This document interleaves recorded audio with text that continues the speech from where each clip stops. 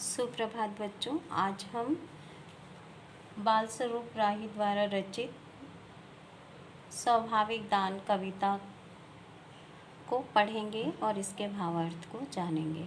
बच्चों, इस चित्र को देखिए। ये चित्र हमें बताता है कि प्रकृति हमें बिना स्वार्थ के सब कुछ, बिना भेदभाव के हमें सब कुछ देती है।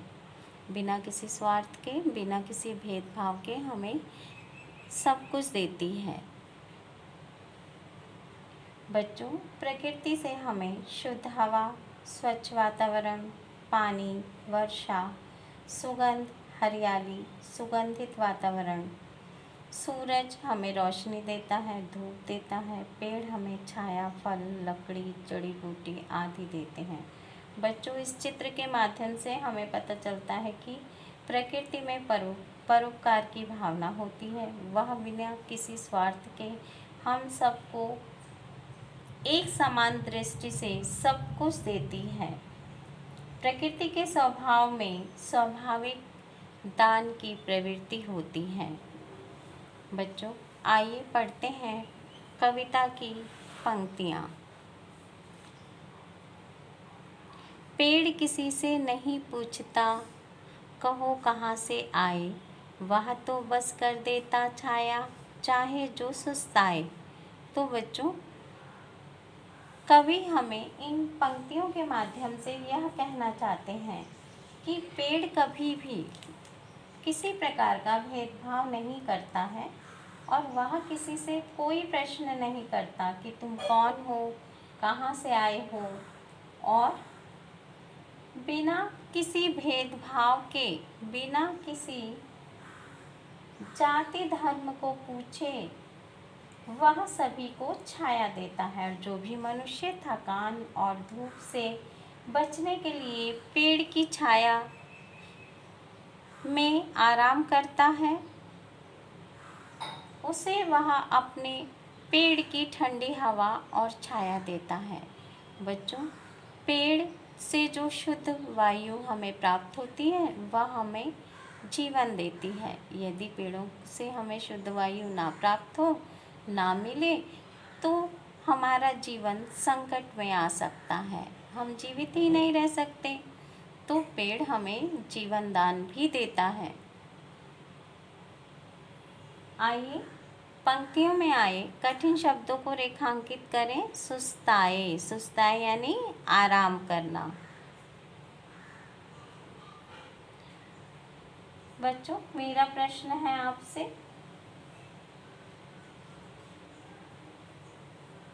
अगर पेड़ ना होते तो क्या होता? अगर पेड़ ना होते तो क्या होता बच्चों? बिल्कुल सही उत्तर। अगर पेड़ ना होते तो हमें शुद्ध हवा ना मिलती, मीठे फल ना मिलते, और पेड़ों से मिलने वाले कोई लाभ भी हमें ना मिल पाते। जितने लाभ पेड़ों से हमें मिलते हैं वह भी हमें ना मिलते। आगे पढ़ते हैं। खिलते समय न फूल सोचता, कौन उसे पाएगा, उसकी खुशबू अपनी सांसों में भर इतराएगा। बच्चों, इन पंक्तियों में कवि कहना चाहते हैं कि फूल जब खिलता है तो वह यह नहीं सोचता कि उसे कौन पाएगा और कौन उसे डाली से तोड़ेगा, कौन उसकी सुगंध को अपनी सांसों में भरकर मतवाला हो जाएगा। फूल बिना किसी भेदभाव के सभी को खुशबू देता है। बच्चों, कठिन शब्दों को रेखांकित कीजिए। इतराएगा, इतराएगा का अर्थ होता है मतवाला होना।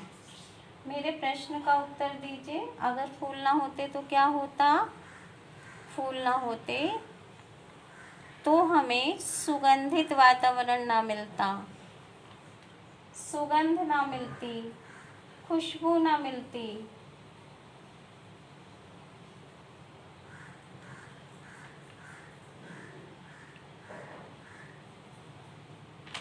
अब कविता को आगे बढ़ाते हुए आगे की पंक्तियों को पढ़ते हैं। बादल से जब सहा न जाता अपने जल का संचय, बस वह बरस बरस भर देता नदियाँ नहर जलाशय। बच्चों, इन पंक्तियों के द्वारा कवि हमें बताना चाहते हैं कि बादल हम सब पर समान रूप से जल बरसाता है और नदियों नहरों जलाशयों को भर देता है। बिना किसी भेदभाव के वह हमें पानी देता है। पानी हमें जीवन देता है। बिना किसी स्वार्थ के बादल सभी को पानी देता है। बच्चों, कठिन शब्दों को रेखांकित कीजिए। संचय, संचय का अर्थ होता है इकट्ठा करना। नहर, नहर पानी का वह स्रोत है जहाँ पानी इकट्ठा होता है, उसे कृत्रिम जलमार्ग भी कहते हैं। जलाशय का अर्थ होता है तालाब। बच्चों, बादल हमें क्या देते हैं? बादल हमें पानी देते हैं। चलिए कविता को आगे पढ़ाते हुए आगे पढ़ते हैं। जो स्वभाव से ही दाता हैं उन्हें न कोई भ्रम है, भेदभाव करते हैं वे ही जिनकी पूजा कम है। तो बच्चों, कवि इन पंक्तियों के माध्यम से बताना चाहते हैं कि जिन लोगों के स्वभाव में ही कुछ देने की प्रवृत्ति हो, वे तो देते ही रहते हैं। भेदभाव तो वे करते हैं जिनकी सोच छोटी है। बच्चों, इस कविता के माध्यम से आपने प्रकृति के दान की प्रवृत्ति के स्वभाव को जाना और समझा। मिलते हैं अगली कक्षा में। धन्यवाद।